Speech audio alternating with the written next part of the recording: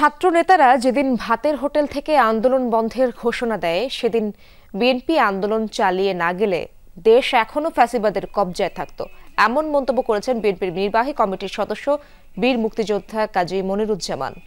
রোববার নারায়ণগঞ্জে জিয়াউর রহমানের শাহাদাত বার্ষিকী উপলক্ষে রূপগঞ্জ ইউনিয়ন বিএনপি ও অঙ্গ সংগঠন আয়োজিত আলোচনা সভায় এমনটা বলেন তিনি। দাবি করেন জিয়াউর রহমান বাকশাল মুক্ত করে দেশের মানুষের স্বাধীনতা ফিরিয়ে দিয়েছিল, কারণ জাতীয়তাবাদী দল সবসময় গণতন্ত্রে বিশ্বাস করে।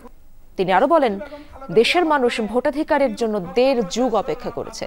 যদি ডিসেম্বরে নির্বাচন দেয়া না হয় তাহলে আবারও রাজপথে নামার হুঁশিয়ারি দেন কাজী মনিরুজ্জামান।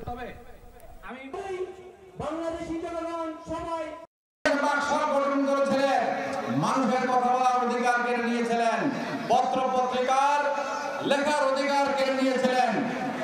জিয়াউর রহমান বাকশাল যেদিন বিলুপ্ত হলো, শেখ মুজিবের মৃত্যুর পরে ৭৫-এর পরে আমাদের নেতা মানুষের কথা বলার অধিকার ফিরিয়ে দিলেন।